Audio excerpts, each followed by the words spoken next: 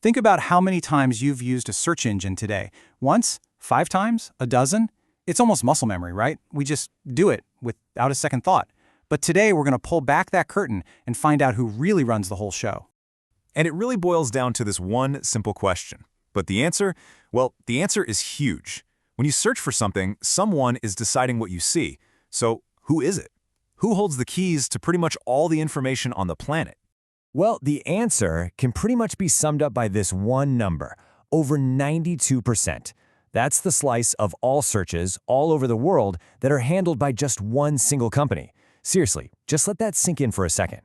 And if you need a visual, here it is. This chart says it all, doesn't it? I mean, calling this a competition feels like a stretch. It's practically a monopoly. You see that tiny little sliver over there? The 8%? Yeah, that's every single other search engine combined. Okay, so let's get into it. First up, the undisputed king of the hill. And no surprises here, we're talking about Google. They launched back in 1998 and just completely turned the internet on its head. The secret sauce was this thing called PageRank. It was a genius idea, ranking websites based on how many other sites linked to them.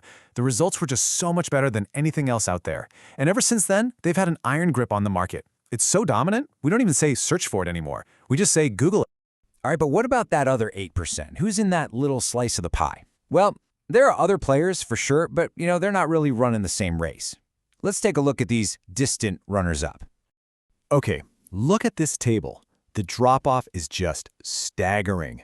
I mean, you go from over 92% all the way down to 2.5% for the number 2 spot.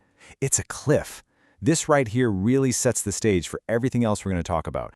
So, who's in second place? It's Bing. Now, you've got the full weight of Microsoft behind this thing. It's baked right into Windows, it's the default in the Edge browser. You'd think, right, that being the default on literally millions and millions of computers would give it a fighting chance. But no, it barely even makes a dent. And then we've got Yahoo. Oh man, if you were on the internet back in the 90s, you remember Yahoo. This was the giant. It came out even before Google, and it wasn't just for searching. It was your homepage, your news, your email. It was the whole shebang. Today, well, it's kind of a shadow of its former self, just hanging on with about 1.5% of the market. So, what do you do if you know you can't go head-to-head with the giant? You change the game. And that's exactly what this next group of players did. They decided to compete on things like values, privacy, or even just focusing on a specific part of the world. They're basically carving out their own little niche. Take these two, for example. On one side, you've got DuckDuckGo. Their whole brand is built on one simple, powerful promise: privacy. They don't track you, they don't build a profile on you. Period. Then you have Ecosia with a totally different mission. They use the money they make from ads to plant trees. It's brilliant, right? For the people who use them, it's not about who has the best search results. It's about what the company stands for. Another way to compete is to not even try to be global. Instead, you focus. You go local. Baidu, for instance, is the absolute king in the massive Chinese market because it's built for it. It understands the language and has to navigate all the local regulations. Same story with Yandex in Russia. It gets the culture and the language in a way that a one-size-fits-all global engine just can't. And then you have the veterans. Remember Ask Jeeves? Well, that's Ask.com now. And AOL search? Still kicking. These guys are part of what you might call the long tail of search. They each have a tiny, tiny piece of the market, but they're still around. Kind of makes you remember a time when the internet felt a bit more diverse, So the big question is, how did we even get here? How did one company get so big? Well, a quick history lesson gives us the answer.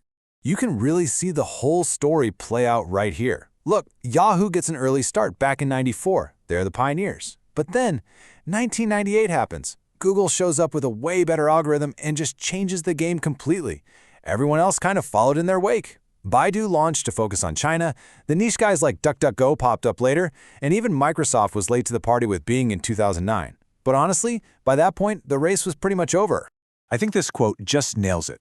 The front page of the internet is owned by one company. The other players are fighting for the footnotes.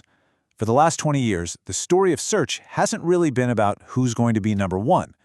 It's been about whether anyone else can even survive in the shadows. And that really brings it all back to us, to you.